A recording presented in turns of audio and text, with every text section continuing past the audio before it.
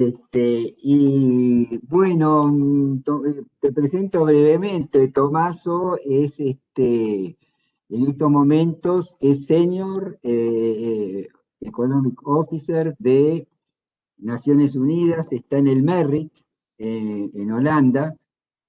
Acabó de llegar al Merritt, entonces es una muy bienvenida adquisición, un nuevo activo que es muy bienvenido en Naciones Unidas. Y previamente fue investigador y profesor de la Universidad de Sussex, más específicamente del SPRU, Science Policy Research Unit. Eh, Tommaso, como Alberto, como Sebastián, como otros, fue alumno de la escuela, de esta escuela de CEPAL, y así que tenemos el privilegio de tener varios exalumnos que han retornado ahora ya como profesores y como investigadores consolidados. Eh, Tomaso, tú conocés ya un poco la dinámica de la escuela, tenemos 29 estudiantes de todas partes, pero básicamente europeos y latinoamericanos, tenemos una persona de Vietnam, en su mayor parte economistas, pero también hay varios que no son economistas. Entonces, si en algún momento te detienen para hacerte una pregunta, que haga algún concepto, te pido que estés atento a eso para que, como dice Naciones Unidas, no quede nadie atrás. No one should be left behind. Ok. Bueno, Tomaso, te dejo entonces con los estudiantes. Tomaso, tú presentas en inglés, ¿no? Entonces, Tommaso recibe preguntas en español, no tiene ningún problema, pueden hablar con él aquellos que se sientan más cómodos en español, pero la clase va a ser en inglés. No te preocupes, Tommaso, ya hemos tenido varias clases en inglés, los estudiantes ya saben que nuestro sistema aquí tiene los dos tipos usa los dos idiomas. ¿Estamos? Bueno, muchas gracias y te dejo entonces con los estudiantes. Y y cualquier problema, estoy aquí atento a ayudar. Y, Gabriel, tenemos 1 hora y media, ¿no? 1 hora y media hasta las 11:30, a veces se van un poquitito más con las preguntas, y después Claro, tenemos los tutoriales de 2:30 a 3:30 de la tarde. perfecto. ¿Hacemos 1 hora y media juntos o normalmente vamos a tener un intervalo No en el medio? junto, y la idea es que deje los últimos 10, 15 minutos tal vez para hacer preguntas y para interactuar un Ujú. poquito con los estudiantes.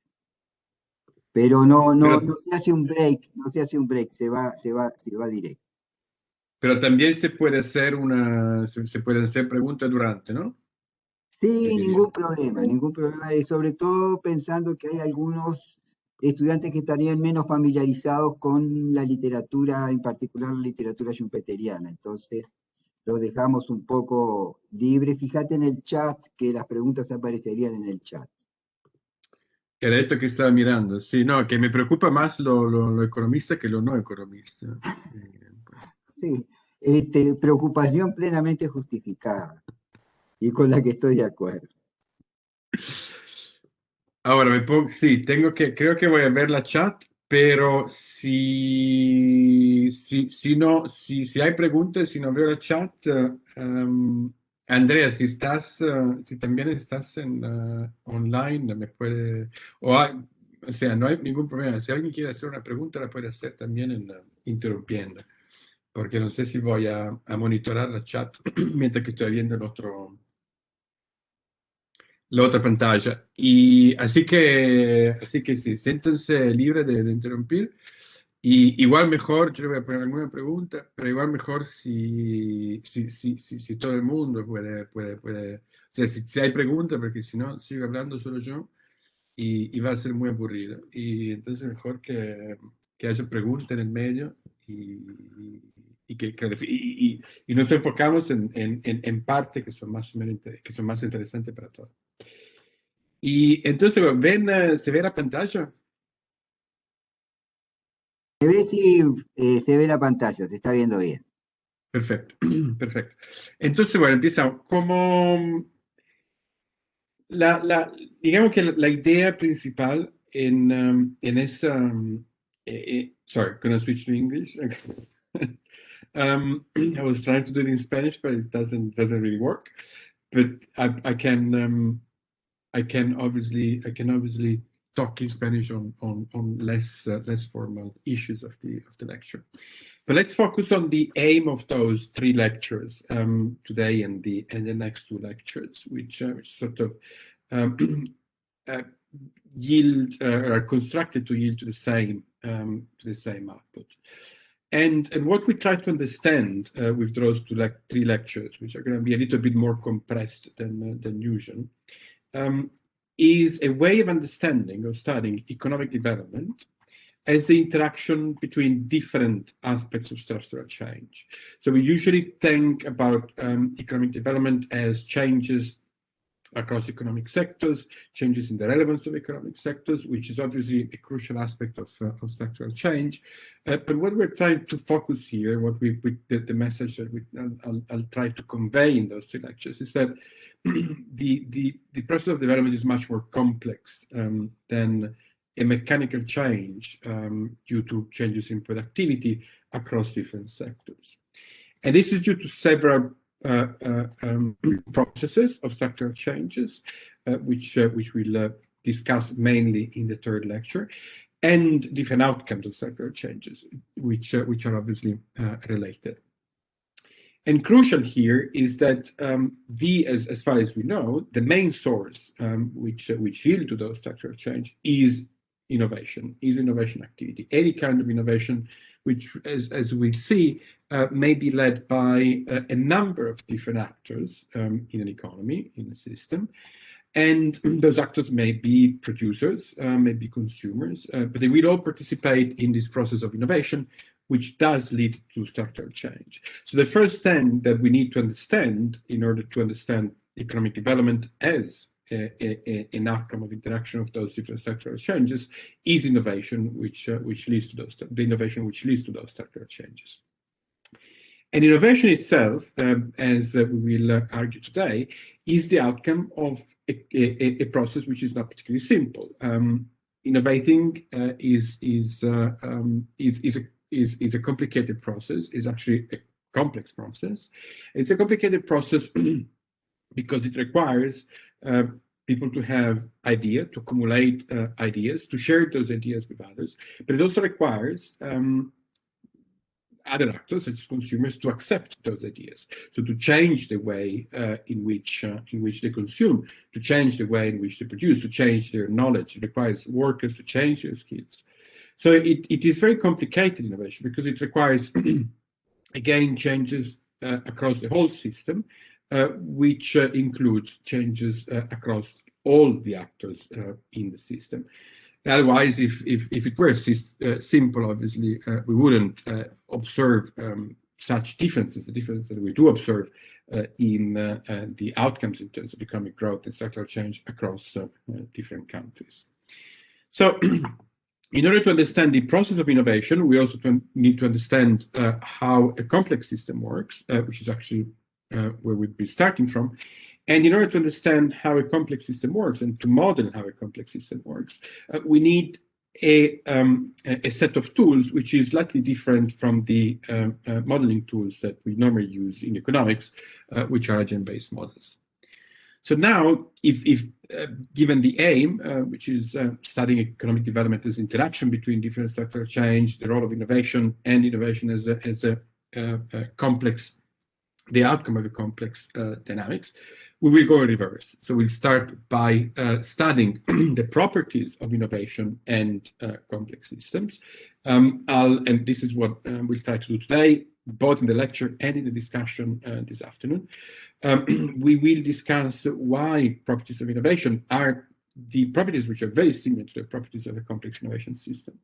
And then in the next 2 lectures, we will focus on Monday on a bit of understanding of what agent-based models are and how they can be used to understand complex dynamics.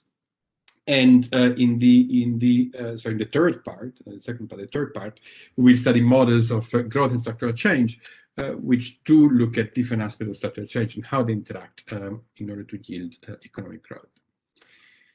So today again, we're going to focus on technological change and complex system and properties of both. So we start as differently from what I normally do. In order to keep it short, I'll start from the properties of a complex system, and then we move to some of the main properties of innovation and show that these properties of innovation are very similar to the properties of a complex system.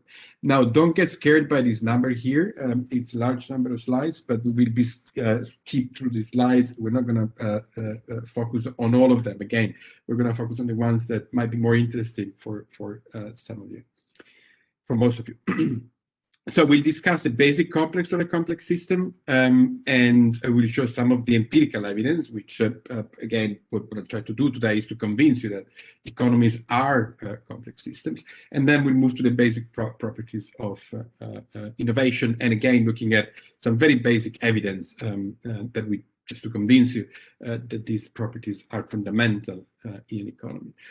These are the main references that I think were also in the syllabus, which I suggest if you want to further explore some of these concepts, might be want to start from those references. Obviously, everything else which I'm going to mention is referenced in the end, but this will be the main reference in order to explore complex economic systems. And these are the main references which I suggest you could start from in order to understand the relation between innovation and economic evolution, so to understand innovation as an evolutionary complex dynamics. Okay, so let us start with again, the study of complex economics as complex systems, economies as complex systems, and let us start with an example, which is the financial crisis that we observed in 2008, 2008, which we still observe. Actually, as you know, the financial crisis was mainly related to a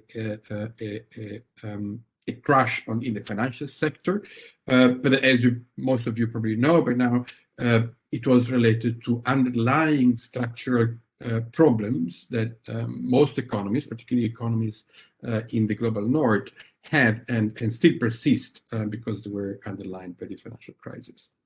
So the financial crisis was unpredictable, as probably know, is still only partly understood, and it was unpredictable because, as far as we know, there's no economic model which actually contains, there's no macroeconomic model which contains a crisis. Right? It's no economic model which reproduces a crisis. Economic models are models in equilibrium. What you analyze are equilibrium states. You may compare different equilibrium states, but there is no model which allows you to understand when when a crisis may occur.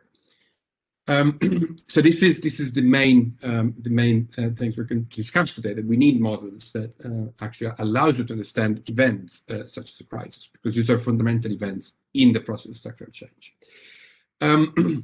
So when we say that the financial crisis was unpredictable, we actually think unpredictability in terms of night and uncertainty. So we're not thinking in terms of it was a very low likelihood that a crisis would occur, it was simply not there. It's simply not taken into account in any study, theoretical or empirical study.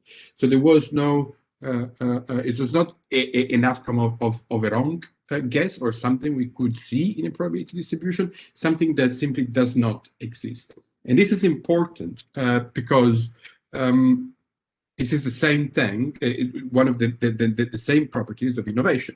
Innovation is something which is usually totally new, which does not exist, for which there is no probability. There is probability distribution which can tell us what an innovation might be. So the crucial point here is to understand why the financial crisis was so unpredictable. Does any of you have any idea about why the financial crisis was so unpredictable?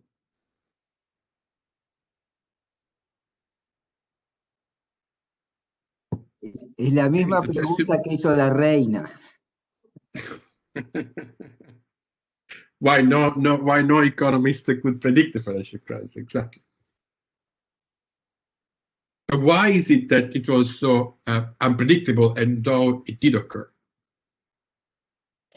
Because maybe it's hard to predict people expectations in some cases. So you can't.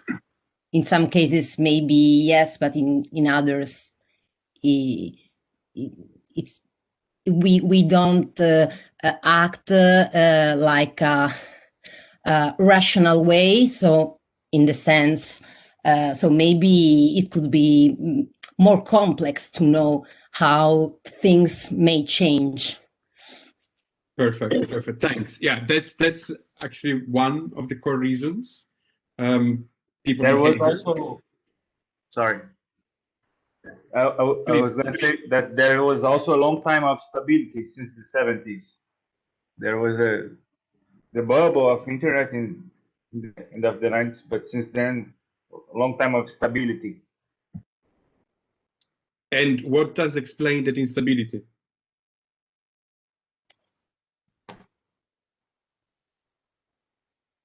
With regard to financial crisis, with the fact that in many cases markets are not well regulated, so an unregulated market maybe could be more prone to this kind of risks. Right, and where does the so let me put the question a different way. How come we could have, if it is true that that we had potential, I mean, we had instabilities for 30 years before the crisis. How come we could live with those instabilities for 30 years and then a crisis occurs?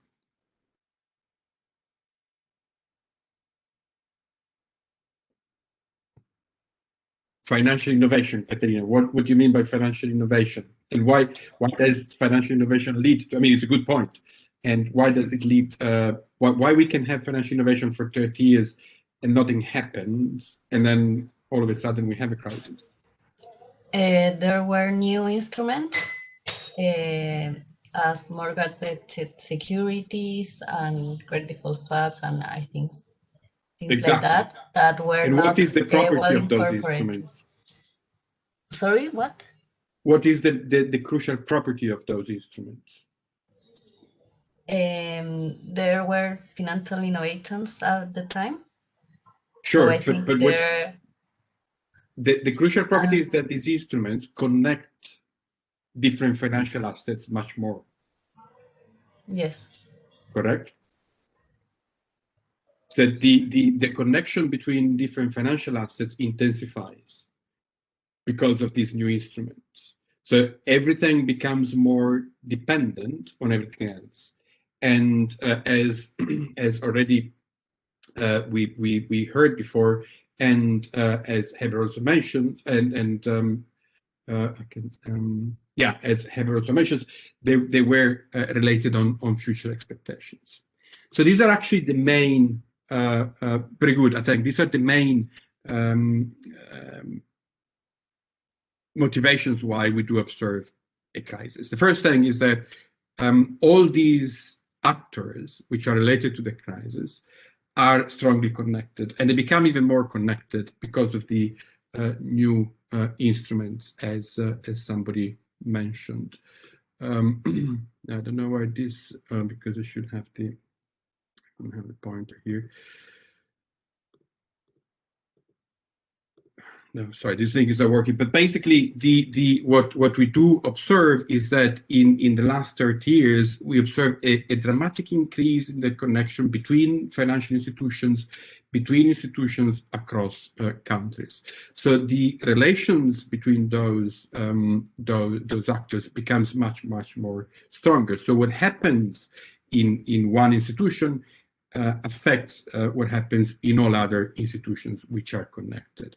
As was also mentioned, people's beliefs and behavior is extremely important, and this is because nobody really thinks and is able to compute the optimal choice. Nobody actually uses rational expectations, but everybody uses adaptations to what they observe and modify their routine and their behavior to what they observe in a satisfying way. In a satisfying way, which is adaptive. So you have these processes of imitation, which lead to contagion.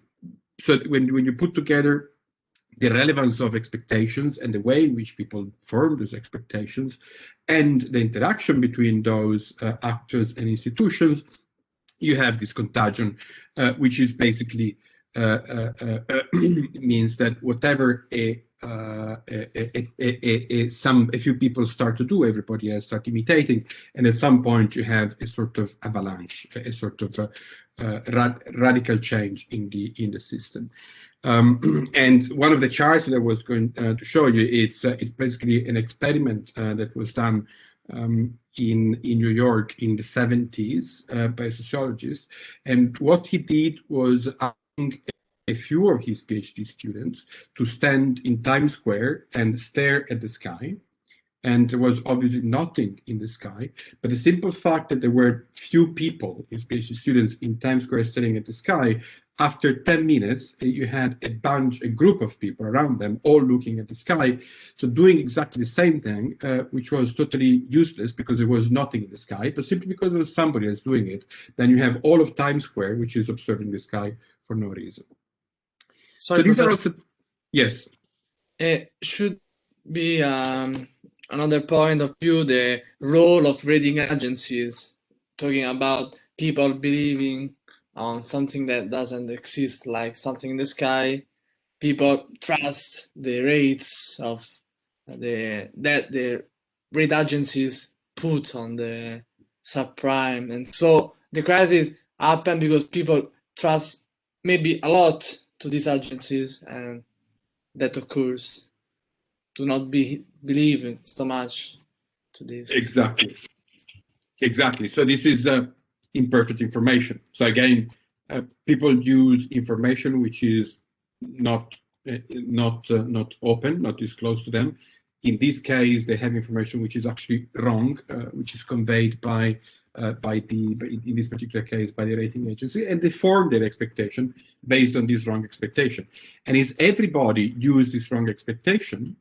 At some point, as in the word of Alan Kierman here, after a sufficient time, the cumulated action of other actors contains so much information that an individual will have an incentive to ignore his own information and follow the information of others, and a cascade will start. So this is what happens if you think about, for example, I mean, these are very simple games and has been showed quite a lot in the literature. But even if you think about your choice of choosing a restaurant where you have no information about the restaurant, no previous information, you normally tend to choose those places which are packed and leave out those places which are empty. Simply the fact, even though you read on your travel guide that another restaurant might be best, when you reach there and you see that there is another one which is full, the information that you had from the travel guide becomes less relevant, and information that you observe because of what other people are doing becomes more relevant. And this obviously changes through time. And because people make decisions sequentially, not all at the same time, the information and the action that people do at the beginning will influence the actions that people do later on. And again, you observe this also in the adoption of technologies and diffusion of technologies. When in fads, when people start to adopt products, these products become successful, and alternative products that people do not adopt, they will never become successful because very few people adopt them. We'll discuss about that later on. So these are the main characteristics of a complex system. You have an interaction structure, such as social media or financial instruments. You have interdependence between different actors, so people influence each other. And you have learning and adaptation. So the beliefs of all actors in the system change as the aggregate, the population, changes, and each individual in the system influences the aggregate. So depending on where the majority of views change, this will modify continuously the dynamics. And obviously, this is based on an heterogeneity of the system. If we could represent the system as a representative agent, we would not have a complex system because everybody would be the same. So we could simply look at the average. But that's what one of the main problem of thinking in terms of macro aggregates or average behavior is. And we will discuss that in a minute. So the main properties, again, we have a dynamic system, which is heterogeneous and not normally distributed. And this is another crucial point, as we see. The actors in the system were different. They also interact. So there is always a topology. There is always an interdependence between actors. They're not just coordinated by a pricing system. And this interdependence lead to cascades, as you observe, for example, in the financial crisis. And this is also related to the fact that people have very limited rationality and limited information. But even if they had full information, their limited rationality imposed them to use ways of behaving which are not the optimal behavior that we normally see in economic models, but adaptation, but heuristics, rules of thumb that allow them to navigate this complex system. And actually, as we'll see, these rule of thumbs are much more efficient in complex system than the rational expectation would be. So let's give a number of examples here, just to make to make sure that those properties are clear and are relevant. Heterogeneity first time. So again, if we think about the distribution of the entities that we normally study in economics, they are obviously all different, right? It's a distribution, but this distribution is usually not normal. So if we think about consumers, so we think about the wealth of the consumers, the income of the consumer, their wages, their preferences, they're normally extremely skewed. If we think about firms, what we observe is very small number of very large companies and a huge amount of very small companies. Same thing for growth rates and productivity. They're definitely not normally distributed. Markets as well, prices, institution, organization, none of these dimensions is normally distributed. They actually all follow scale-free distributions, Pareto distribution, which extremely large tails. And the fact that you have these extremely large tails and very large variance means that the prediction is almost impossible, because you don't know if you're dealing with the mass, which is where if you want, the average behavior stands, or if you're dealing with an event, an item in the distribution, which is very far ahead in the distribution, but very far away in the distribution. So the average itself has no meaning. Let's look at a very simple example that you all know here. So this is the distribution of global income. So we're looking at different quintiles, first 20% and top, so the bottom 20% and the top 20%. So let me take a pen again. So here you would have the top 20%, here you would have the bottom 20%, so the poorest and the richest in the world. Now, if you had to say where the average income is, where is that average income?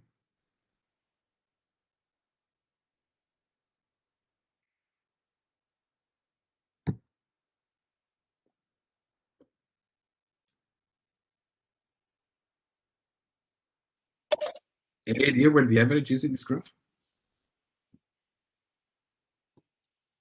The average is in the middle. You mean here? The average, because doesn't count the distribution, the medium, the median. Sorry. Exactly. So the median is here.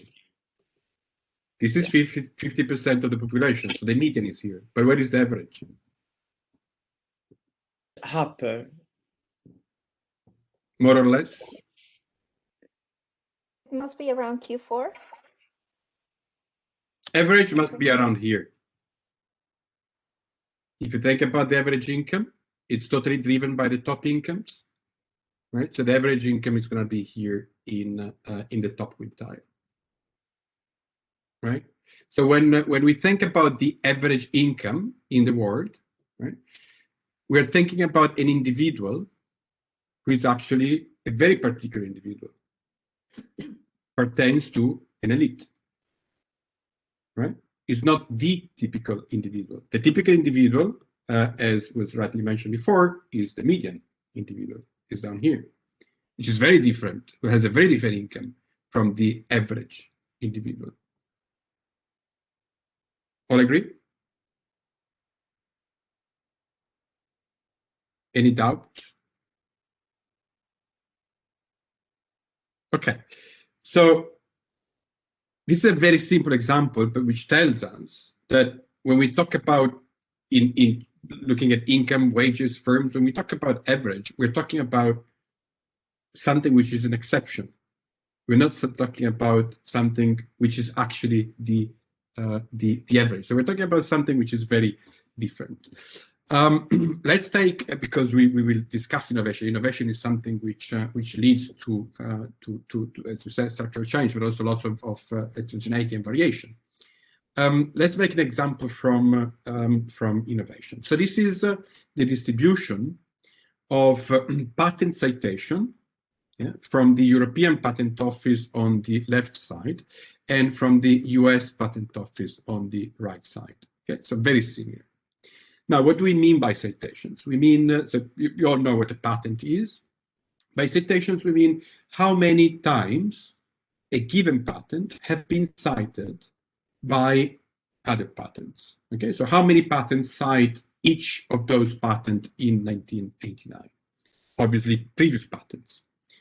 Now, this is important because this is normally used, is normally referred to as an indicator of the quality of the patent and therefore of the quality of an innovation, so the success of innovation. Okay, so higher the citation, higher is the success of an innovation in the market, because you have other firms that cite it. Same thing with publications, same thing with anything else. Anything which is used more often is more successful. So here we have this measure of success of an innovation, which is the citation. And here we have the distribution of this success, right?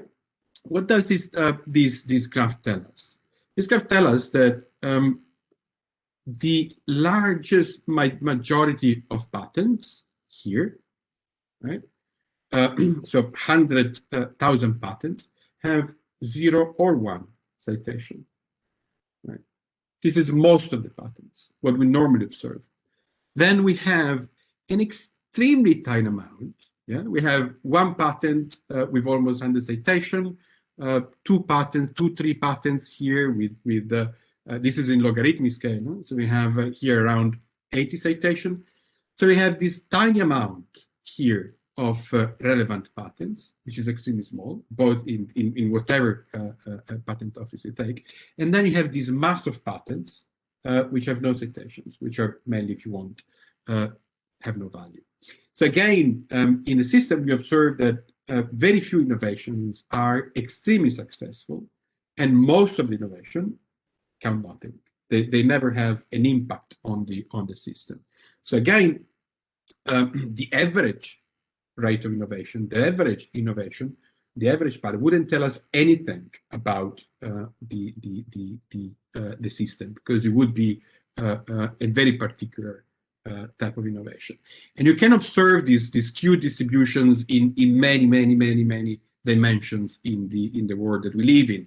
We have word frequencies here, the words which are used in a sentence, citations, population of cities, population of countries. All the dimensions, most of the dimensions that we do observe are distributed with these huge tails and huge skewness. So why this is important? This is important, and so as you said, most of the dynamics that we observe in innovation, which lead to structural change, are skewed. And this is important because this heterogeneity that we observe in the system doesn't cancel out, right?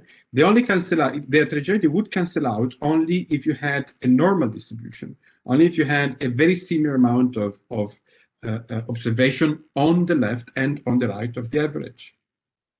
But this is not what happens here. And as we discussed before, we didn't mention this, but the financial crisis did not occur because one or two small average companies failed. All over the world now, especially with COVID, but continuously, every day, there are dozens and dozens of companies that fail. They do not cause a crisis, right? They do not cause a crisis because these are average companies. What causes the crisis is a huge financial corporation that go bust because it is huge. But that's not the average corporation. That's a very specific corporation which is far there in the tail of the distribution of firms. Okay, and the same thing for any other phenomenon that we observe.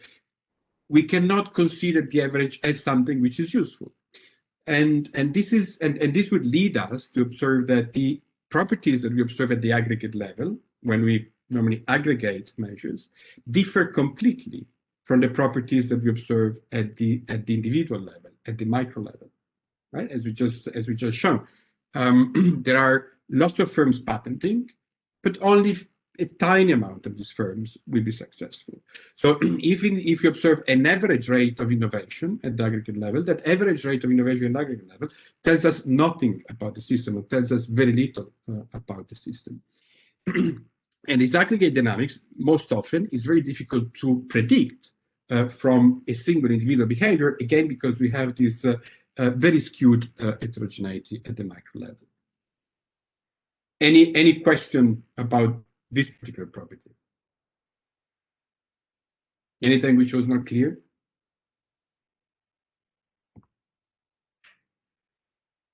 Okay, I think that there's everybody's awake and happy to move on. So let's move to the next property, which is the interdependence. I think this is something that is very intuitive. Most of the phenomena that we study in social sciences, in economics, are about interaction, trade, information, knowledge, expectations, social relations, geography. Everything is about interactions, right? We normally take that away. We normally wash this interaction away and just focuses on the interaction through prices, which is a problem.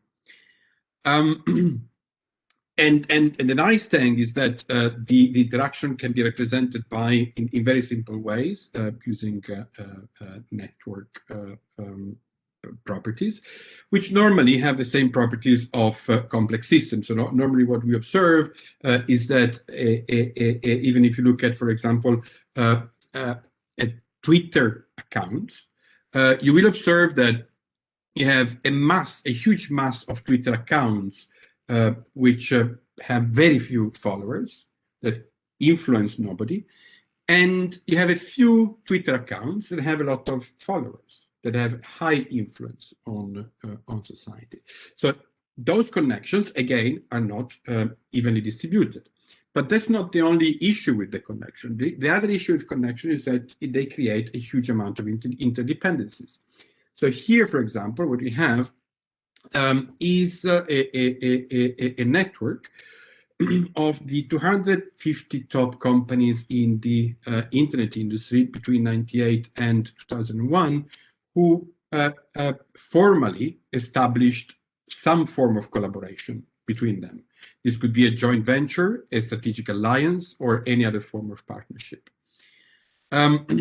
And as you can see here, we have a few names that you will recognize, but as you can see here in the internet industry, we're talking about companies, all of them are connected to at least one other company. Again, we do observe that skewness in the distribution. We do observe that some companies such as IBM or MSFT, AOL are at the core of the network. So they do have connections with a huge amount of other companies, but all of them are connected. Why this is relevant? Because as we discussed before with in the case of the financial crisis, it is this connection which makes everything interdependent. So what happens in one company reflects, to some extent, the behavior of another company.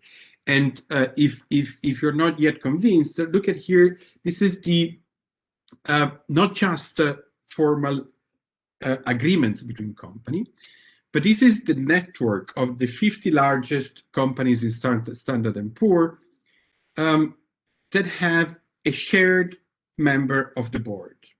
Okay, so the board that controls each of these companies, yeah, so there's one person in each of these companies who sits in the board of one company and sits also in the board of another company. Okay, so a decision that is taken in one company is taken by a person who takes a decision for that company and for at least one other company, most of the time for many other companies. Okay, so these decisions that the companies take are definitely not independent as we normally assume. They're strongly dependent. And this is an obvious example. They're not just, I mean, they're not dependent only because those companies observe the other companies, probably imitate them and change their behavior, but because the people that take the decision sit on the board of all these companies. So their decisions are not independent. And this interaction leads to contagion, leads to the influence that each actor has on the system.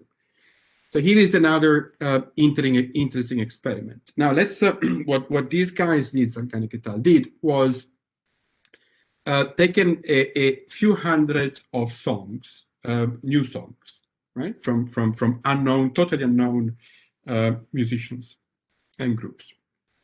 And the first thing that they did, they asked a group of users on I think it was Yahoo or Amazon Turk, I can't remember where they did the experiment. But anyway, they asked a number of users to rate these songs, okay? And then they got the preference, an order of preference of these songs, and given the order of preference of these songs, they defined the market share of the songs, okay? So this is what you see in both graphs here on the x-axis, is the market share that a given song has, right, in relation to other songs. Okay, so there are some better songs that were randomly given a better ranking than other songs. Then they did two different experiments in two different settings, and they compared this random order of this order of market shares given by a random assessment of the songs with different experiments in which the degree of influence between different consumers differed. In the first experiment here in panel A on the left side, what they did was asked again an independent group of users without giving them any information about how these songs were ranked before. And as you observe here, the results of these users are very in line with the results that was given by the independent consumers. Right? There's almost a one-to-one relationship between the ranking, so the market share that the song receives in the two independent examples. Next, what they did with another group, they gave the information, obviously they gave the song, and they also gave the information about how this song was ranked by previous users. So the preferences of the previous users. And what do you observe here? What you observe here is that these songs that initially received a higher ranking, that is a higher market share, end up not with an independent ranking, which is similar, but with a market share which is 10 times higher, simply because the information that these people received was that other before also preferred that song. And this creates a huge distortion in the market simply because of this influence. So this social influence changes quite radically the way in which the people give value to different things. So there is this strong interdependence in decision making, which create influence, of course, but also create complexity. Why does it create complexity? It creates complexity because the behavior of each of the component in the system depends on the behavior of each of the other component in the system. So it's very difficult analytically to understand how the dynamics that occur at the micro level aggregates. Because in order to understand how it aggregates, you need to understand how each component will react to each of the decisions. And this is recursive because as each actor makes a different decision, all of the other actors will change likely a little bit their decision. So how that will end, we don't know. It's simply impossible to predict using an analytical model. And this is another example recently of the supply chain of one company, Lenovo, again, a computer company. And here you have, and these are the suppliers of the company. So this is the value chain of the company. These are semiconductor manufacturers, data storage and hardware manufacturers, electronic manufacturing service providers, software providers, all interconnected. Okay. So again, whatever happens in each of these nodes somehow is going to reflect in what happens in other nodes. And probably you've seen this some studies in the last year following COVID, how COVID completely reshaped the structure of global value chain, because this was a huge shock in a few countries, like starting in China. And so it's clear how that shock then reverberates throughout the system. And this reverberation makes every other company in the system to change their behavior along the value chain. So this is, there is actually quite some work which have shown how very small shocks in the network are the main cause in the network of companies, are the main cause in the aggregate of business fluctuations. So the business fluctuations that we observe at the aggregate level, they're not the result of changes in the moon cycles, but the result of micro shocks at the micro level, which do reverberate across the system and create those fluctuations when they accumulate at the higher level. But again, those fluctuations that we observe are not predictable because we do not know how these different relations, these different shocks relate to one another before they aggregate. Okay, so far, anything which is not clear? I don't know, so I'm looking there because actually I see you there, but you're actually there, sorry.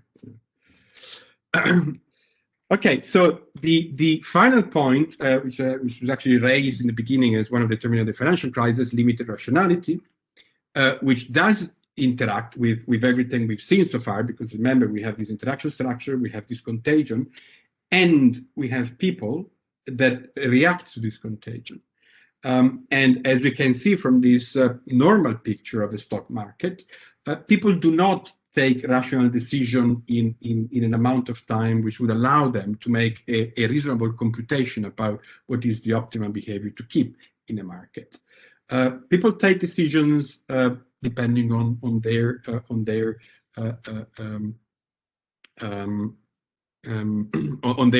preferences, on their observations, and on their heuristics. And there's a huge amount of work here in experimental psychology.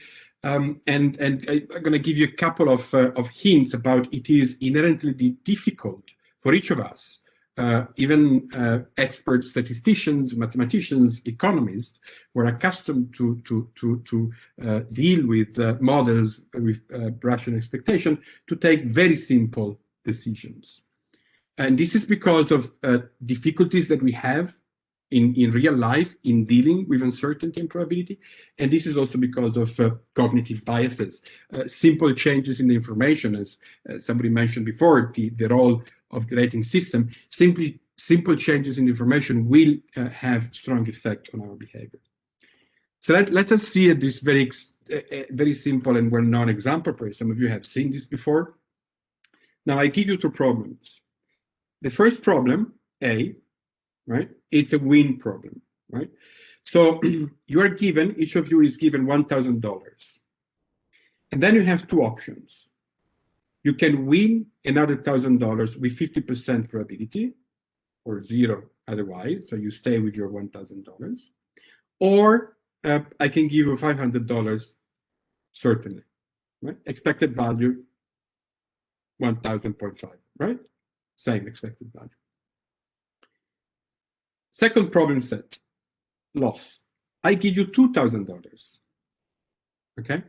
Then I give you two options. You may lose $1,000 with 50% probability, so you will have either 2,000 or 1,000, or you can lose $500 with certainty. Same expected values, 1,500. Okay. Now,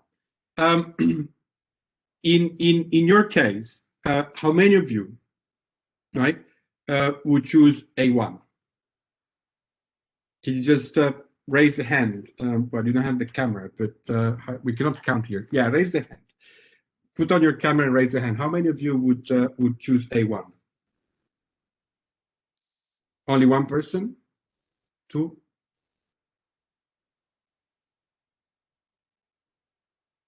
Two persons choose A1? Three persons choose A1? How many of you would choose A2? 1, 2, 3, 4. Ah, lots of risk-averse people. Wow. Ah, yeah. Good. You can use the thumb as well. Okay. Good. Majority A2. How many of you would choose B1?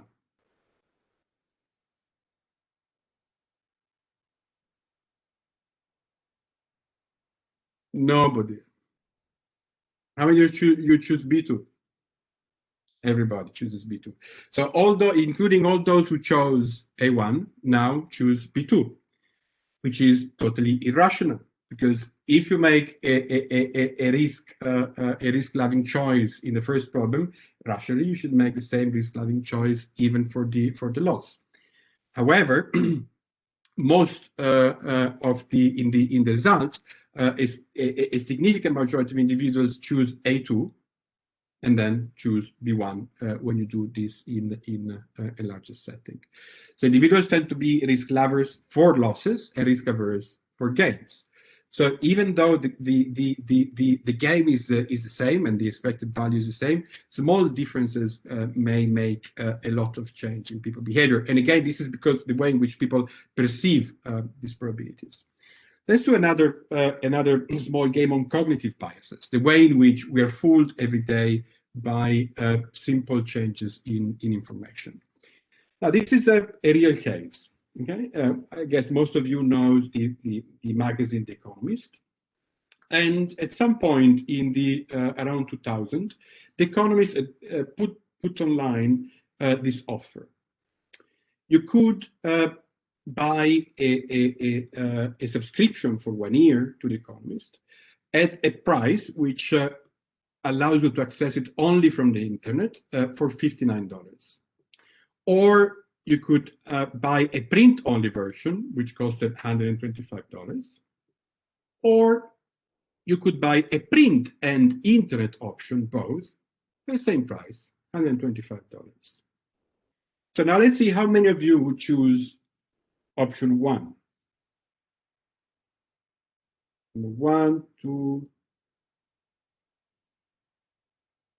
couple of people. How many of you would choose option 2? Unsurprisingly, nobody would choose option 2. How many of you would choose option 3? Most of you choose option 3. And this is actually what happens. Most people would choose option 3. Right. Yeah, so we are in line with the experiment. Now, Dan Ariely, a behavior economist in New York, when he saw this advert, he spent a little bit of time thinking, wait a minute, why does the Economist, who's so smart, make this option, which is seems to be so stupid? And actually, the option is not stupid at all. It's very smart. Now, so what he did is an experiment with the initial offer of The Economist, and then with a different option to test what the difference is. So he took out the useless option that nobody would choose, the print only. Internet only $59, print and internet $125. Now let's do it again. How many of you would choose option 1 in this setting? Oh, this has increased quite substantially. How many of you would choose option 2? Well, still, obviously, we have Professor Procida, who's the richest among us, who's going to go for option 2. And this is what happens, that most people shift from option 3 to option 1 for no other reason than a small change in the information they were given, right? Which was a completely useless information. Again, this is it's what companies do every day. So I mean, you won't be surprised. They fool us every day with these small tricks. But what the important aspect here is that even dealing with extremely simple choices for us is extremely difficult. Imagine when you have to deal with those difficult choices that lead to a financial crisis, how difficult it must be to make choices which are rational, given that we're not able to make rational choices even in this case. So how do individuals take decision in this system, which are so complex? They are so complex because of the features that we discussed before. They simplify.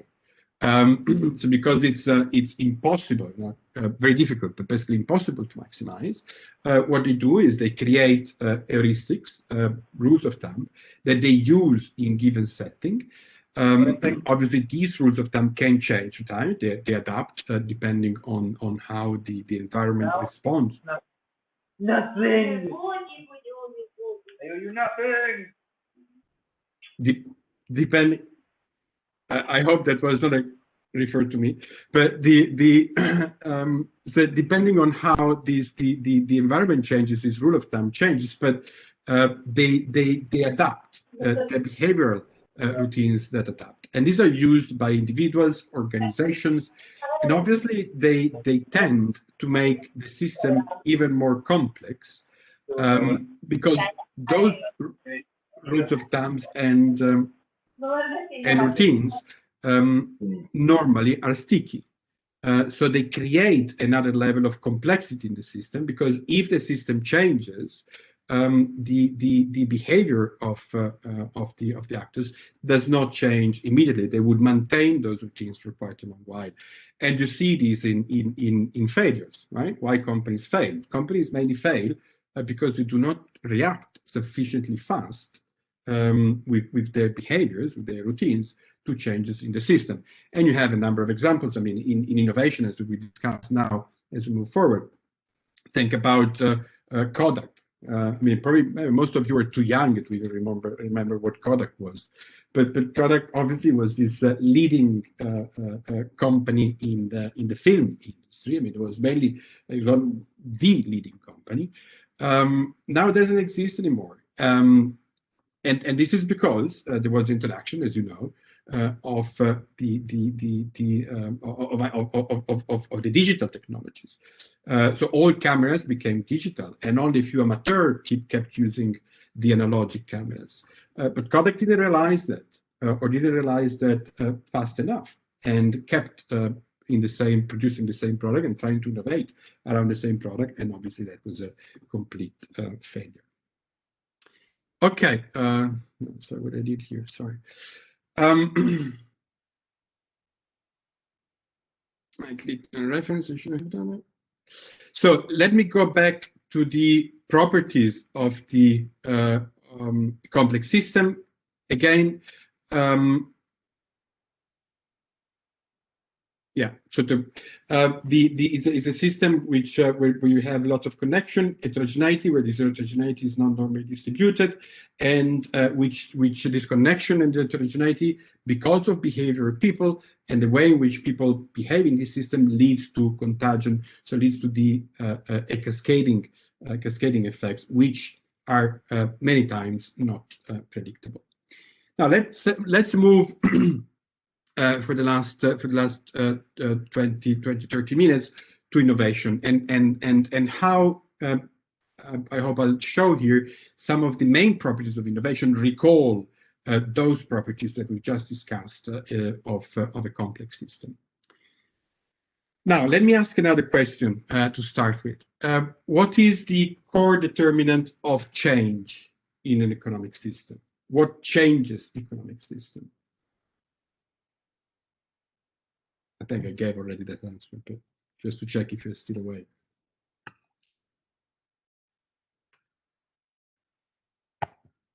Any idea? Technologies. Technology?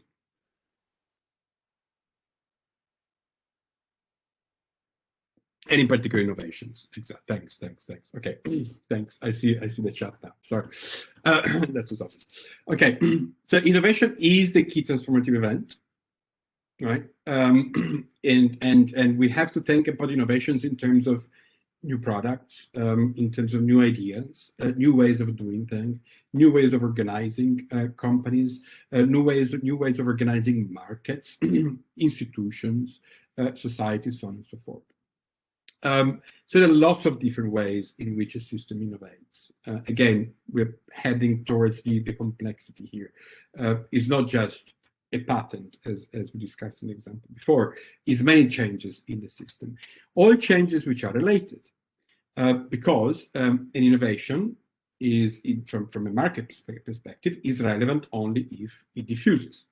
And in order to diffuse, again, you need to convince customers that they will be buying something which is easy to use, so they will be able to adapt relatively soon with respect to what they were using before, and also something that they need more than they had, and thus provide something that they didn't have before. Or in terms of a company, it has to be a technology that allows to produce at a lower cost, perhaps replacing costly labor. So as has been shown many times in a famous paper by Paul David already in the 70s, on farmers who clearly adopted threshing machines, machines to work, to separate, to winnow the wheat, so the seed from the rest of the plant.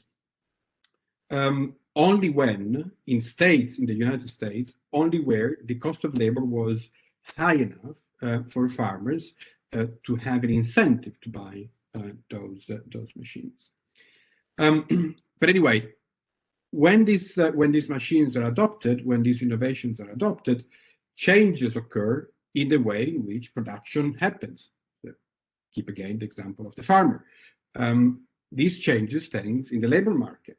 So now you have workers who have no more a job, who need to acquire new skills. So they need themselves to adapt to those changes and acquire new skills in order to work in different sectors.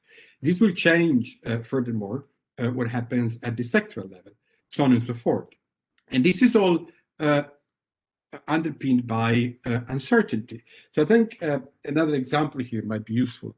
So again, these are relatively old examples for most of you, apart from Gabriele and myself. But if you think about the short text message, do you remember that before the era of the smartphones, you could send text between phones using text messages, right? You still can do that.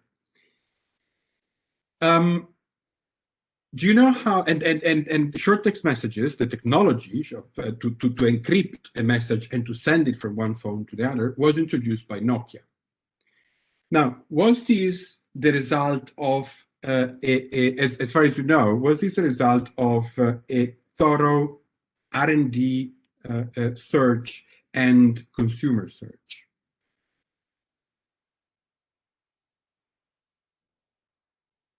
Okay, I cut it short. No, it wasn't. It was a complete random introduction in a phone, right? They were doing research on communication, of course. We were talking about Nokia. Some researchers within Nokia also found out that apart from the voice packages, they could send short text.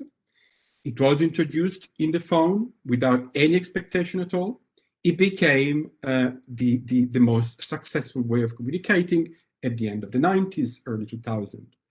Why is that? We don't really know, number of reasons, probably because it was a new way of communicating for the new generations, which was not readily accessible to the older generations.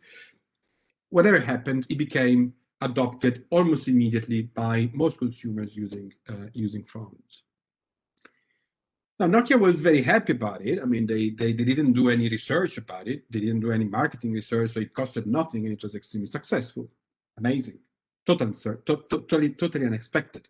So what they did, okay, so fantastic. What we can do now is improve that And instead of sending just a text, we can allow people to send a text and a picture, an MMS, a multimedia message. Fantastic idea. And to do that, they actually did invest a huge amount of resources to design how this might work. How this ended up? It ended up that smartphones started to emerge, and this technology of the MMS, on which they put a lot of money, based on their expectation that it would have been as successful as a text message, was a complete failure. It was very slow adoption because that was already replaced by another technology. So totally uncertain, right? You invest a lot of money, you get nothing. You invest a little amount of money, and you get a massive adoption. Most importantly is that when you innovate and you produce new products and services, that's and what this tells us, that's just the beginning, because a new product is usually extremely inefficient for anybody, difficult to use, cumbersome. Again, you will not remember this, but the mobile phones that were that came out first in the 80s, they look like the current trolleys, right? They were more or less this size.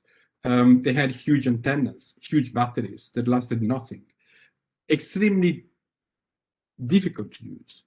Still, somebody adopted them because you have these early adopters, but they couldn't do without incrementing, without improving this initial technology to a state that became useful for most users. And once you have that adoption, once people start choosing a very specific type of phone, a very specific type of laptop, of technology, whatever the technology is, that becomes the rule, that becomes the standard. And we observe this in any industry, like the fact that most of us use an IBM-based Microsoft software. But in the beginning of the personal computer race, there were hundreds and hundreds of companies that were experimenting with different computers and experimenting with different softwares, with different operating systems. But one emerged, actually two emerged, Microsoft and Apple, and then came Linux. So this is to say that you have this initial very uncertain thing which you do. It can be picked up. If it is picked up, it maybe become successful or not, and all depends on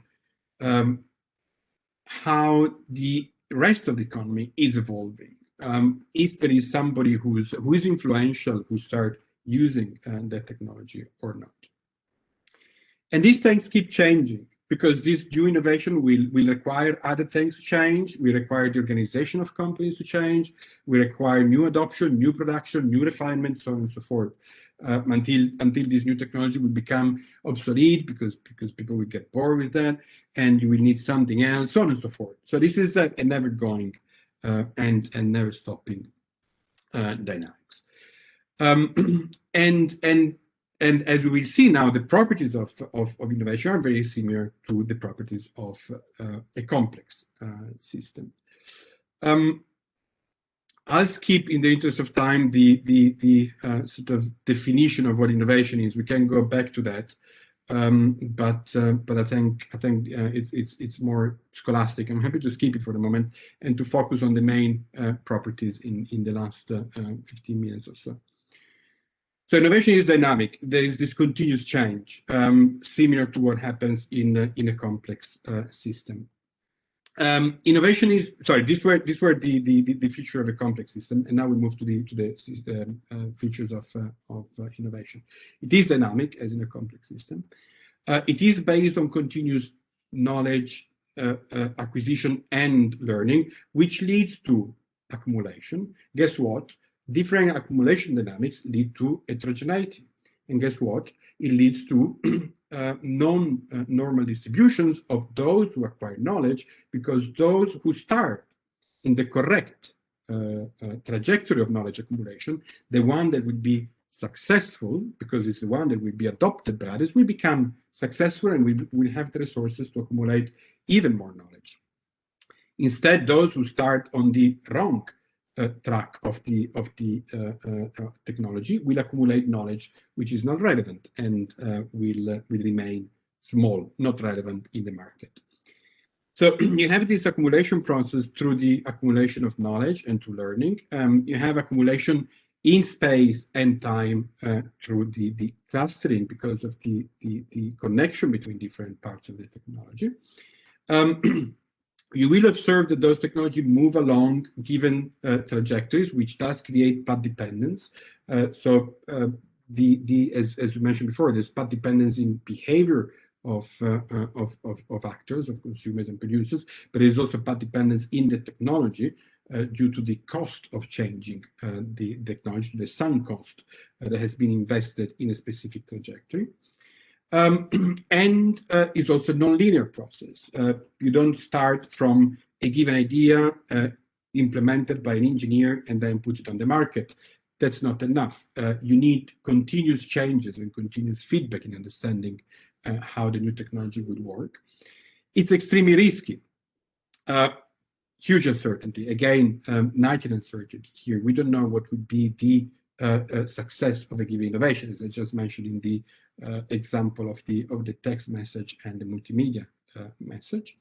Leads to heterogeneity, and this will lead to an evolution dynamics, because those companies who are particularly successful will grow and will take the place of the companies that are not successful. Where again, success depends on the choice of the consumers, depends on the institutions that make some technology more fit to the system or less fit to the system.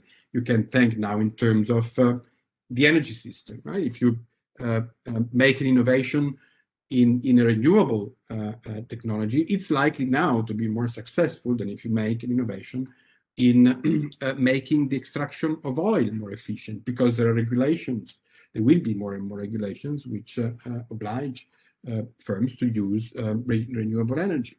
So there is a pattern of technology that will accumulate, and a pattern of technology will not accumulate, depending on consumer choice and institutions. And those actors in these economic systems are obviously interdependent, as we just observed in the talking about the features of a complex system. So let's see a few examples here. So in the innovating is based on acquiring knowledge, being able to do things, and storing that knowledge. And that knowledge can be stored formally, such as in a patent, in a codified way, a textbook, something that you can give to others in order to replicate that knowledge, or it can be stored in people, embodied in people behavior and knowledge, so that you cannot actually replicate it in a textbook. And you can think about a very simple recipe to make a cake. Recipes are there, are available to everybody, but not everybody is able to cook in the same way. There are some very good chefs which are able to use this recipe in a very successful way, and there are some cooks which, like the majority of us, which are average, or average in the real sense that we are in the mass of the distribution, or below average. We're not able to cook, even though we use the same recipe. The recipe is not enough.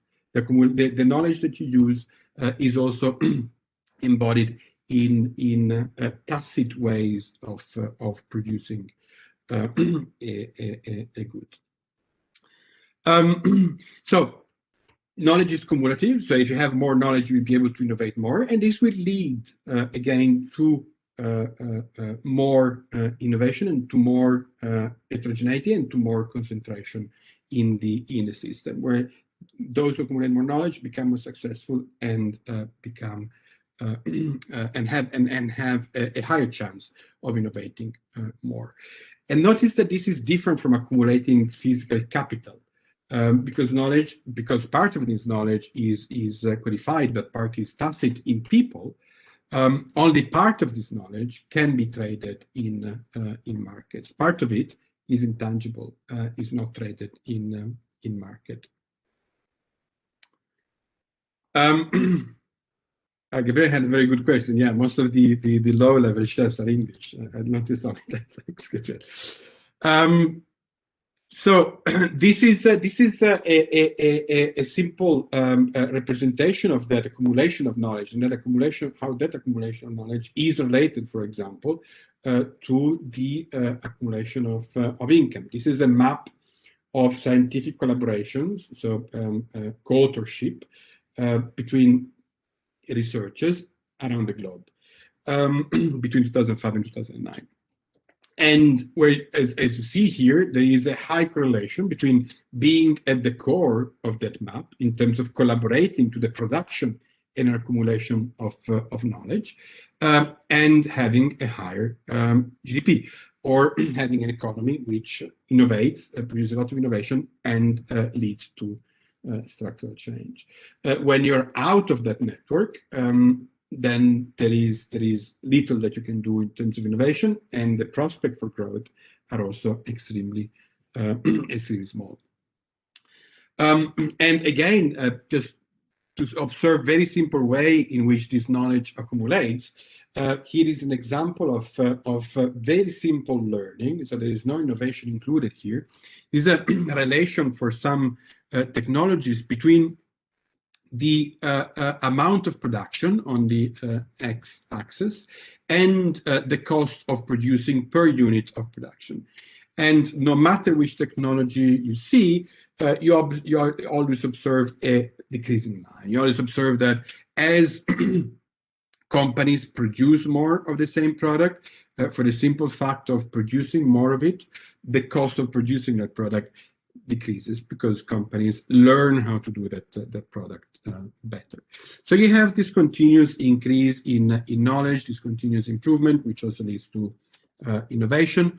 You have accumulation in time and space. So this is work by Silverberg and Vespagen looking at the rate of innovation across time using patents, starting very early on for the 1800. And what they observe is that although you have patenting which occurs every year to some extent, there are periods in which you have large amount of patenting activity, which is above the average again. And again, the way in which innovations are distributed through time is not normal. In this case, it fits better a Poisson distribution. This is because you have periods in which lots of innovation occur, lots of changes in the system. Then there is a period of diffusion of those innovation, adaptation to those innovation, improvement of those innovation, which are not particularly innovative. And then again, you exhaust this period of adaptation and you enter, because there is some new company who enters the market and attempt to change the market and starts a new process of innovation. And again, you have a clustering of innovation in a given moment of time. So what we observe is accumulation in companies, accumulation in time, accumulations in regions, again, distributed in ways which is not normal. And this is what leads to what we observe normally in the Kaldor-Verdor law, this process of cumulative causation, which in that case is through capital, but what happens there is simply an accumulation of better capital, which leads to more resources, which leads to the availability of more availability of resources to do more innovation, which leads to even better capital. And this again creates distributions which are very skewed once more, because we have few companies, regions, periods, cities, you name it, that accumulate this knowledge, innovate more and more, and others that do not. And this difference will increase to time, increasing the skewness of that distribution. As we mentioned, those innovations follow a given tend to follow a given trajectory. So this is a very simple way of looking at it. This is I'm sure most of you will have heard of it. It's the Moore law. One of the inventors of the microchip after a few years of working on the microchip, made a statement that the number of devices that you could include in a given chip would increase by a given rate through years, and basically it would double every year. And this is what you observe. It's a sort of, it's not a law, right? But given how we advance the technology, we can predict that the technology of the microchip will follow a given path. And we more or less know what that path will be. It's very path dependent again. Obviously, at some point, there will be a major innovation. Like at some point, we will have quantum computing, which will become usable and successful, and probably this path will be completely destroyed. But until then, we follow a quite specific trajectory of incremental innovation. Again, this is the difference, the important difference between those incremental innovation in improving a specific technology and the radical innovation, which is more about making a huge change in the technology. This is another example, but I'll move on. So we touch on the different properties. We mentioned the nonlinearity. Now, this is I think important in order to explain also how an innovation occurs. So this is a very important innovation that humankind made, which is innovation in agriculture, which allowed our societies to develop and grow. So this is how people used to innovate then. There were no R&D labs, and we're talking about thousands of years ago. This is how so this is actually the question I'm making to you. How do we go from at that time from a very non-productive wheat head, which is very fragile, which has very small kernels, which is very likely to drop because of the wind, to a strong one, to a strong and modern wheat that we are accustomed to see? Or how do we go from an ancient wild maize type, which is again extremely small, very low productive, to what we are accustomed to know now as a maize corn? This process started thousands and thousands of years ago. Do you know how that process occurred? Any idea? If I understand the question, it's a natural selection process that the what do you mean by natural selection? Like as in the animals selection, also in the vegetable selection, the plants would grow better with the resistance of the wind and the growers. Okay, that's your point. Actually, no, because a plant that falls because of wind is more likely to put its seeds in the land and to grow more. So from the point of view of the fitness of the plant, if this is what you mean, the old plant variety was actually more fit to the natural environment than the new plant variety. But for man purposes, this is much better than this. So that selection, it is a process of selection, but it's not natural.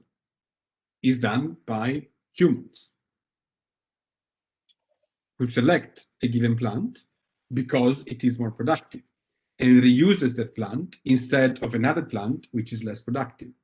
So we're talking about an innovation process which lasts for centuries, where you have continuous changes done by men that choose the best plant.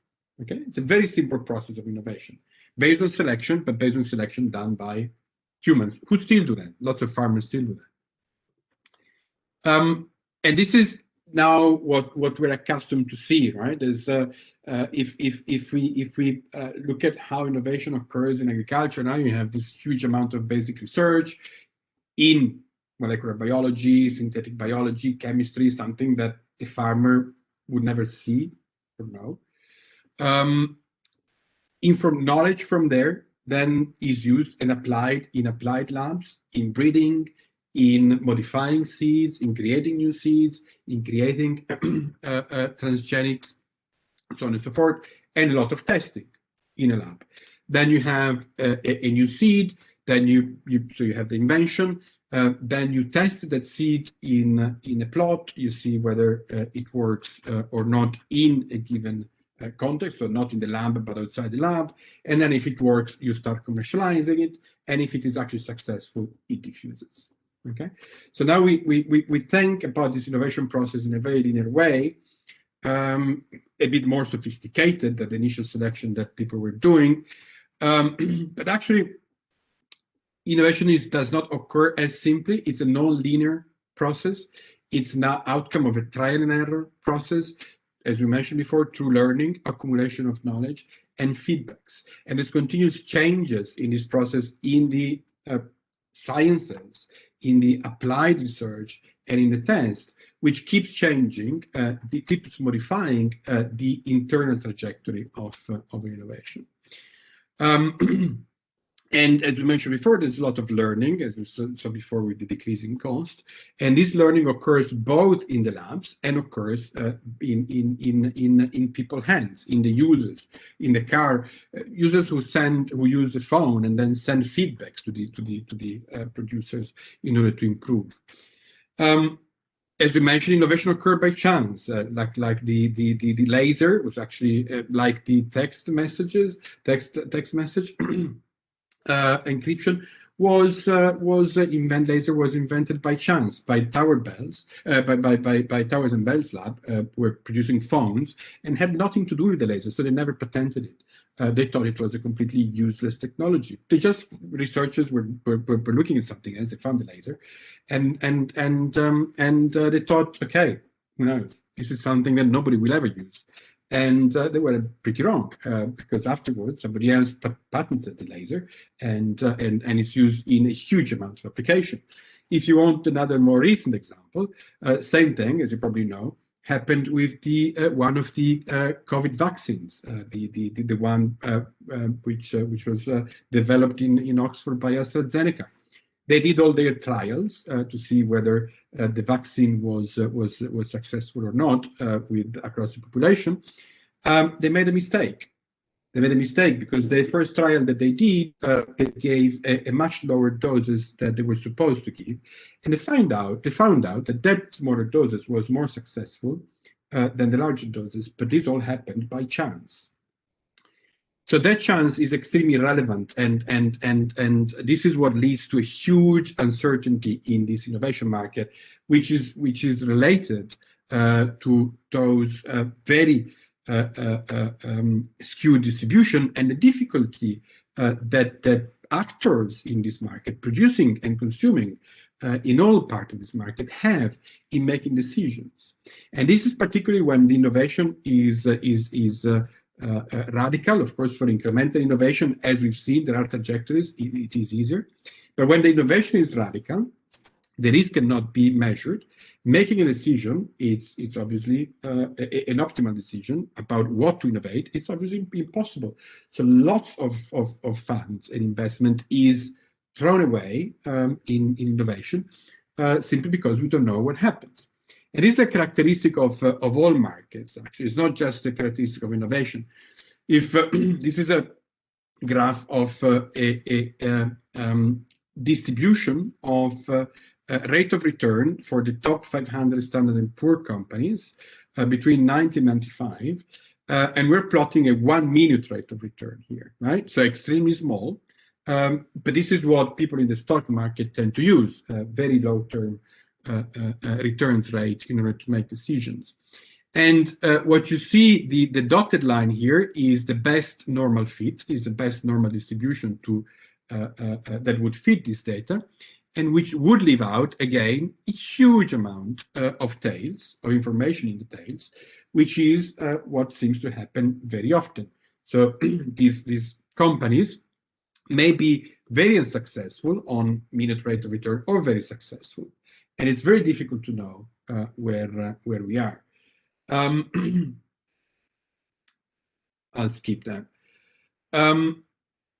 So we have this huge distribution. This uncertainty leads to huge distributions, as we've seen already. This is we go back to the distribution of patent citation that we mentioned before. So innovating leads to very different outcomes, which are not predictable. And we find in innovation this good distribution in terms of size of an innovation, distribution of firm size, the growth rate of firm size, differences across sectors, so on and so forth. But I think we need to close now. So I think the only last thing I was going to mention, these are differences across sectors, which I'm going to skip. And just mention that in innovation, also interactions are extremely relevant. And the things we haven't talked about now is that all this knowledge that we mentioned is embedded in workers who interact, not just on a labor market, not just matching to a firm, but interacts between themselves, interacts within the firm, interacts in a pub, exchange knowledge, exchange information. Firms interact between themselves. They read research done by others. They imitate others. Again, they talk about others. And then you have the whole story about the Silicon Valley and industrial districts, so on and so forth. So there is continuous interactions by all these actors, as we mentioned before, as one of the properties of the main properties of the complex systems. And I think you all know, you all have seen this example about the iPhone being containing famous example by Mariana Mazzucato. iPhone is composed of many different technologies. All these technologies that compose the iPhone were invented, introduced, patented by very different actors, companies, institutional actors, in these cases, many institutional actors that worked on these different technologies. And then somebody who was smart enough, such as Steve Jobs and his colleagues, had the idea of bringing together those technologies in a way that works very well to produce a smartphone. But the whole innovation process is about interaction between those different actors and interaction in a given state, in a given governance, in a given economy, which defines institutions, market institutions, which also determine whether some of the innovation will be favored or not, will be more successful or not, will be pushed or not. And there we then reach again this innovation outcome, which is an outcome which is very difficult to predict, which can take very different shapes, because the interaction between all these different actors may lead the innovation in very different directions, which are very difficult to predict before, and particularly very difficult to predict with standard model. And let me just give you a very simple example here to conclude about how these interactions are crucial to understand the success or not of innovation. So here you have a picture of a Japanese macaque. Who knows where this macaque is running to?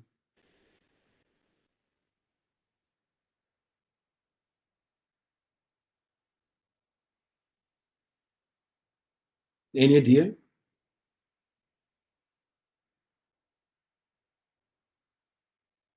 It's running to the sea, right? Right, Leslie, thanks. Taking a shower. Taking a shower. No. They hold something in the hand. Washing and is his food. Wash the food. Sorry? What did you say, Francesco? Sorry? Wash the food, as another person Exactly. say. Exactly. Wash the food. They're running to the sea to wash sweet potatoes from the mud, right? Why is that? Because early on, a few years before, particularly in 1953, one female macaque, notice this is where gender also counts in terms of innovation, in the south of Japan, washed a potato by chance, again, serendipity, without knowing really what she was doing. Or maybe yes, who knows. But she washed this sweet potato in a stream before eating it. And she must have observed that washing the potato from the mud improved the flavor of the potato. So she did that. She started doing that on a regular basis. And then this was imitated within the family. And this was imitated within the whole group of macaques in the same area. But it took 10 years to become the norm in the group, 10 years. And then it took 30 years to become the norm in the whole of Japan because of the interaction. So it's actually a diffusion which is a little bit slower than COVID, but this is the main dynamics, well, one of the main dynamics through which diffusion occurs, and that we observe in a huge amount of different technologies. First, extremely slow. People are not particularly convinced, and then at some point it just explode, and those which explode are the successful ones. But I'll stop here, I think. So yeah, in case I'm happy to take a few minutes for questions.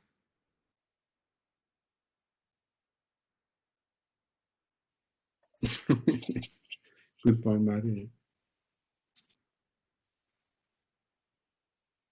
Any question? Things which were not clear, and things which. I have a question about the graphs on patents. When you were talking about patents, and there were the US with thousands of citations and others with hundreds of citations. I didn't get the point that you wanted to show with us. Okay, so let me start from this one.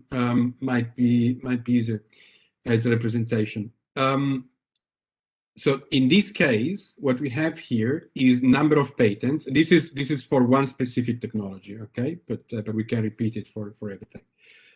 So this is a tomography scanner patents. So it's patents on one very specific technology. But it could be phones, it could be anything. Now here you have the distribution of patents, and here again you have the citations for those patents. So what we observe here in this distribution is that we have the majority, right? So we're talking about whatever, 220 patents that have 0 citations. Okay. Then we have the next group is 80 patents that have 0 point something, 1 citation. Okay. So for the moment, what we have is that 300 patents have 0 to 1 citation, barely nothing. The next one is a group of patents that have around 60 citations. A group of 60 patents that have around 2 citations. So now what we have is 350 papers that have between 0 and 2 citations, so which are basically irrelevant. Okay. Then we move and we have 1 patent with 70 citations, 1 patent with 30 citations, and another 3 papers, another 2 or 3 patents with 20 citations. Okay, so what we're saying is that you have a very small number of patents, these ones here, that were extremely successful in this particular technology. Again, we're using citations as a measure of success. And the huge majority of patents, which were totally useless. Nobody else cited. They were not used anymore by anybody else because they didn't introduce anything which was particularly relevant.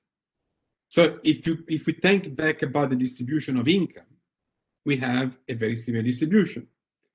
If you remember those quantiles, we have a very small number of people that have a very large income. Such as Gabriel, and then we have the most of the population that have almost no income. Right? This is the same thing. 1 or 2 patents, very successful. The huge majority of patents which are irrelevant. So this tells us two main things, that the average patent, which is here, right, has 0 citations. So the average patent is useless. So if you were in an innovator, if you had a company producing computed tomography scanners, what would be your choice? Do nothing. Your rational choice. Do nothing. Because any innovation, the average outcome of an innovation would be 0. Right? Nobody will cite that innovation. However, all these companies still patent, still innovate, still produce things and invest in it, because there is a very small chance that you will be the lucky one. That you will be the one. I mean, it's not only about luck, but just to be clear, you'll be the one who will be successful, but the chance is extremely small. So here, it's very difficult to think in terms of what is the rational choice of innovating. There's no rational choice of innovating. As Cain said, is part of an animal spirit, is a totally irrational choice, is an intuition that you have that something will be successful. And the second important point here is, how do you aggregate this? How do you aggregate the behavior of such a skewed distribution where most of the innovators are not successful and only 1 or 2 innovators are successful? And how do you understand how at the aggregate level this will behave? What does it determine at the aggregate level? Because at the aggregate level, you still have a large number of citations, but the main patent is useless. Does that clarify? Yes, thank you very much. Also because in the 1990, where the creative destruction model, and now actually it's more a creative accumulation model. So maybe now they accumulate together enterprises to innovate, and maybe we will talk later of this in the tutorial. But yeah, could be an explanation of that in the 1990 they were separate, the companies, maybe they worked separately, and for that reason there are fewer with citations. There's 2 things here. Very good point. There's 2 things. The first one is, as you say, there's 2 ways of looking at innovation dynamics, stylized way of looking at innovation dynamics, which are usually referred to in the literature as Schumpeter Mark I and Schumpeter Mark II. So Schumpeter Mark I, so this is not only about the 80s and 90s and now. It depends a lot on the industries, which is the part I skipped. But there's 2 ways of looking at innovation dynamics. One is the creative destruction, the fact that you have lots of entrepreneurs who have their intuitions, enter the market, come in with new technologies which are better than the previous technologies, and you have a continuous turmoil in the market, right? For a long period, you have these small firms or medium-sized firms that keep coming in with new technologies, and they become more, and they are more successful than the other technologies, and they replace the other technologies. And this was Schumpeter writing initially in Vienna and in the first part of his career in the States. But then Schumpeter also changed a little bit his mind when he did observe what you're mentioning now, Francesco, which is this the fact that lots of the innovations actually were coming from not from these small, medium companies that had brilliant ideas, but by accumulating knowledge, as we discussed before, which allowed them to then produce more knowledge. But this, I think, is what differentiates time periods, as you say. It's right, but we've been observing a concentration of companies since the Industrial Revolution. Actually, the average company size has increased since the Industrial Revolution, with no change in these dynamics. But we also observe these differences across sectors. So if you think this type of innovation that we discuss now, where knowledge is accumulated and you need this past knowledge to innovate, is, for example, the pharmaceutical sector, particularly the pharmaceutical sector of the 1780s. Like now, how many companies produce a vaccine? 3, 4, right? Not hundreds. Why is that? Because the knowledge that is required to produce the vaccine is high, is a lot, But not only that, the risk is high. The risk is higher for these companies than for these companies. Why is that? Because the investment per innovation is much higher. And we go back to this graph here. This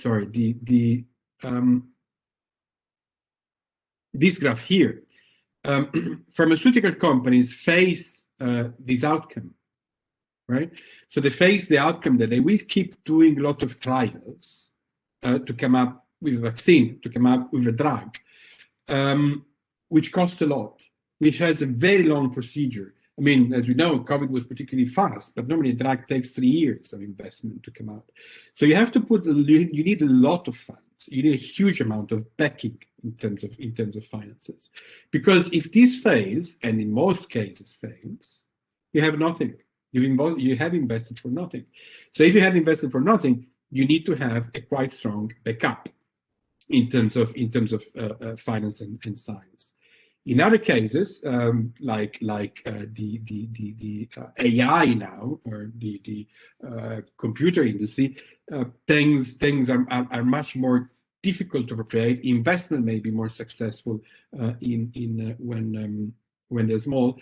I mean, even small investment may be more successful, and you see much more dynamics. And the third thing is that this also depends on the age of the industry, because we normally observe that in the beginning of the industry, this is an example of the automotive industry, and this is an example of the computer industry. And on the x-axis, in both cases, you have time. On the y-axis, you have the number of companies.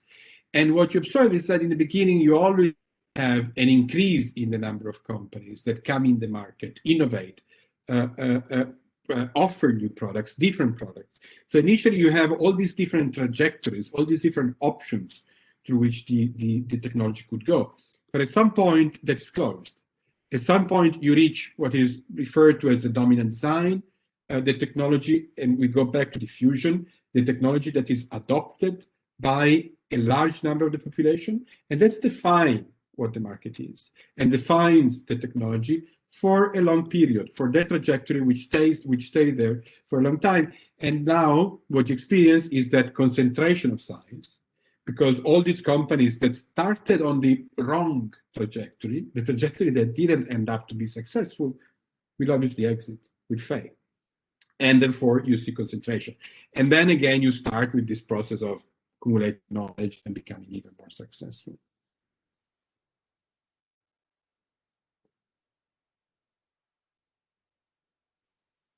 Thank you very much.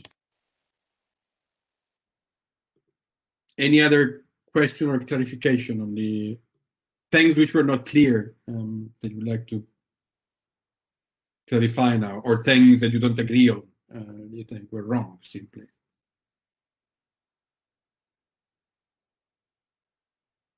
But most importantly is, I mean, a short time, but did I manage to somehow convince you that the aggregate model that Gabriel presented to you a couple of weeks ago are totally useless, because they represent a dynamics which doesn't exist, exists in theory, but is not the outcome of this very complex process, because the outcome of this very complex process, we do not know it, and the average that we observe, the average that we take into account as the aggregation of these dynamics is not what actually happens.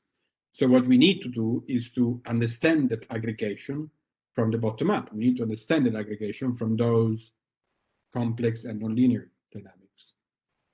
So my question is, was it did I manage to sort of convince you at least a little bit about that need in order to understand how innovation works, and then to understand how structural change works? Yes, I have just a very short question. The dynamics that are on the bottom, no? So, for example, these graphs are made considering which kind of country, in the sense, if we imagine this kind of, for example, in the industry life cycle, could we imagine the same results if we refer to a Latin American country, or maybe it could be different? So I don't know. There are some. There could be something that is that could, yes, go in a different way. So illustrating a different industry life cycle, or yeah, no, I got your point. How do we model these things, given that these underlying dynamics may be different, and the actors that we observe may be different, and the institutions would be different, so they can drive these dynamics in different ways. So is there one generating model which we can use to represent all these differences across different contexts? Is that the question? The answer is no, there's not one generating model, but some of these dynamics tend to be relatively consistent. We will discuss those differences in both tutorials today and on the third day, when we look at different ways of understanding structural change. But here is an example of what we can refer to as sort of stylized fact: the diffusion process.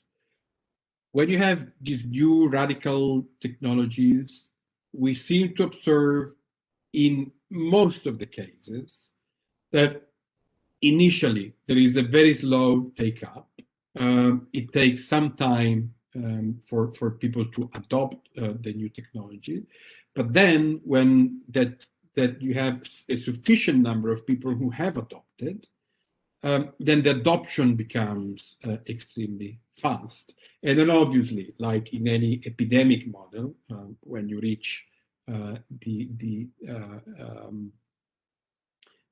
herd immunity, then there's too few people to adopt, and therefore the adoption slows down because you reach the full market.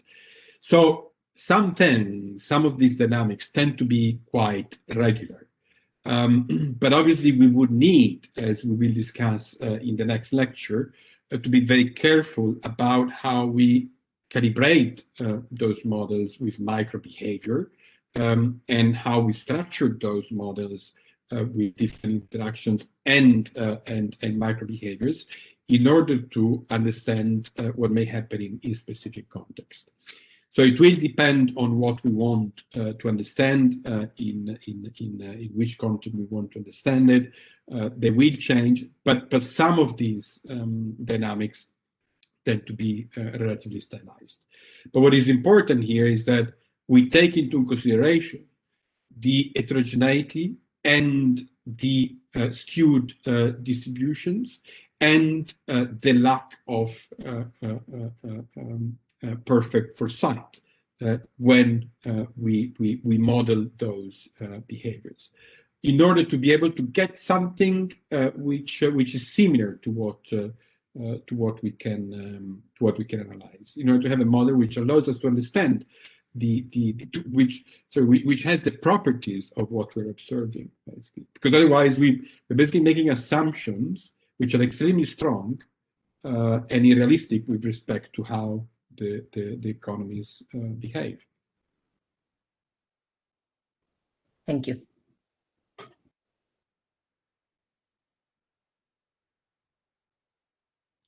Bueno, pienso que ya, la verdad que te extendimos tu clase bastante, lo que es excelente porque muestra que todos quedaron interesados y curiosos. Después de lo que dijiste sobre los modelos agregados, me vino bien porque me recordó que tengo que tomar el antidepresivo. Pero, no, buenísimo, muy interesante y creo que quedaron ahí muchas inquietudes, muchas preguntas y las continuamos hoy a la tarde. los dejamos a todos ir a descansar, en algunos casos a almorzar, en otros a tomarse un café. Y bueno, quedamos por acá. Muchísimas gracias, Tommaso, y muchas gracias a todos. Hoy, Y brotar, Gracias a todos. ¿es en español solo o es en para, inglés? El,